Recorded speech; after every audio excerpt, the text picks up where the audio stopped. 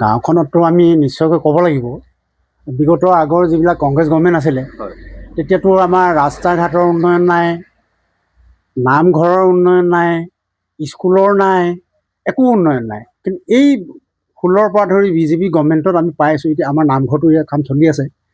ইয়াতে প্ৰায় মানে সৰ্বানন্দ সোণোৱাল ৰাজ্যসভাৰ সদস্য থাকোঁতে তেওঁ আমাক 10 লাখ টকাৰ আবণ্টন দিছে।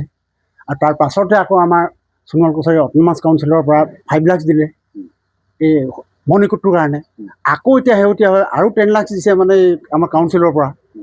মানে গাঁওখনৰ আমি এই যোৱা 10 বছৰত আমাৰ বহুত উন্নয়ন হৈছে। এতিয়া আৰু তাৰ ওপৰত কি পাইছে গাঁওখনত আমাৰ এতিয়া প্ৰতিগৰাকী মহিলাইতো অৰুণোদয় পাইছেই।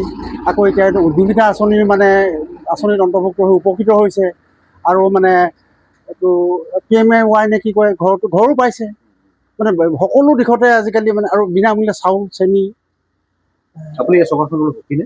নিশ্চয় নিশ্চয় নিশ্চয় হয়, নিশ্চয় সুখী, নিশ্চয়। আমি আচলতে সামগ্ৰিকভাৱে যদি চোৱা যায়, আমি তেখেতলোকৰ কাম কাজত যথেষ্ট সুখী। যিখিনি আমাক লাগে মানে সেইখিনি আমি যথেষ্টখিনি পাইছোঁ, গোটেইখিনিয়ে প্ৰায়। আমাৰ মোৰ ৱাৰ্ড হিচাপে কৈছোঁ মই, আমাৰ ৱাৰ্ডটো যথেষ্ট উন্নয়ন হৈছে এই 5 বছৰ বিজেপি চৰকাৰখনৰ দিনত। কেনেধৰণৰ উন্নয়ন হৈছে? বিশেষকৈ আমাৰ যোগাযোগ ব্যৱস্থাপনাটো লাগে, ৰাজহুৱা অনুষ্ঠান প্ৰতিষ্ঠানবোৰ ভাল হ'ব লাগে, আৰু মানুহৰ যিখিনি মৌলিক অধিকাৰ চৰকাৰৰ পৰা পাব লগা সেইখিনি পাব লাগে, সেইখিনি ধুনীয়াকৈ পাই আছে। আমাৰ গাঁওখনৰ ৱাৰ্ডটোৰ মানে মূল 2টা পথ আছিলে, সেই 2টা পথে অলৰেডি পকীকৰণ হৈ গৈছে 5 বছৰৰ ভিতৰতে। আৰু অংগনবাদী কেন্দ্ৰ 3টা অংগনবাদী কেন্দ্ৰ আছে, তাৰে এটা অলৰেডি মডেল অংগনবাদী কেন্দ্ৰ হিচাপে ধুনীয়াকৈ ধুনীয়াকৈ সজাই পৰাই তুলিছে, আৰু বাকী 2টাও সুন্দৰকৈ সজাই পৰাই থোৱা আছে বাৰু। খোৱাপানী ব্যৱস্থা খোৱাপানী ব্যৱস্থা আমাৰ জল জীৱন মিছন আঁচনিৰ জৰিয়তে 2টা খোৱাপানী ব্যৱস্থাৰ কাৰণে আছে প্ৰজেক্ট। সেই 2টাৰ পৰা এটা অলপ বিকল হৈ আছে। আচ্ছা, যিটো বিকল হৈ আছে বিভাগীয় কৰ্তৃপক্ষ কি ক'ব এতিয়া সেইটো ভালকৈতো ৰাইজৰ অসুবিধাৰ প্ৰতি লক্ষ্য ৰাখি পেলাই অতি সোনকালে সেইটো তাৰ মেৰামতি ব্যৱস্থা কৰি পেলাই ৰাইজক খোৱাপানী দিয়াৰ ব্যৱস্থা কৰি দিয়ক। যিহেতু চৰকাৰখন আকৌ হ'বলৈ হ'লে মানে সেইখিনি নিশ্চয় ৰাইজৰ সুবিধাখিনি চাব লাগিব, সেইখিনি ভাল কৰি দিব লাগিব। হৰি মন্দিৰবিলাকৰ কিবা হয়, হৰি মন্দিৰবিলাকৰ ইতিমধ্যে আমাৰ 5টামান হৰি মন্দিৰ আছে, 5টা হৰি মন্দিৰ আছে আমাৰ ৱাৰ্ডটোত। 5টা হৰি মন্দিৰৰ প্ৰায় 2টাত অলৰেডি অসম দৰ্শনৰ পুঁজিৰ দ্বাৰা নিৰ্মাণ কাম চলি আছে, আৰু এটাত সোণোৱাল অট'নমাছ কাউন্সিলৰ পৰা প্ৰায় 25 লাখমান পুঁজিৰে ধুনীয়াকৈ নিৰ্মাণ কৰি থকা হৈছে বৰ্তমান।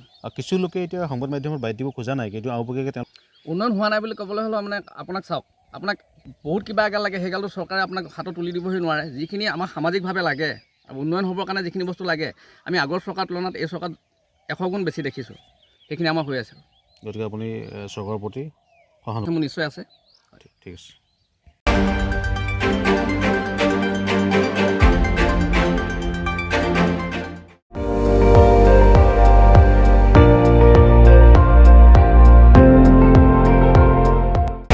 আপুনি চাই আছে ND24, সৰ্বশ্ৰেষ্ঠ নহয় সৰ্বোত্তমৰ দৌৰত।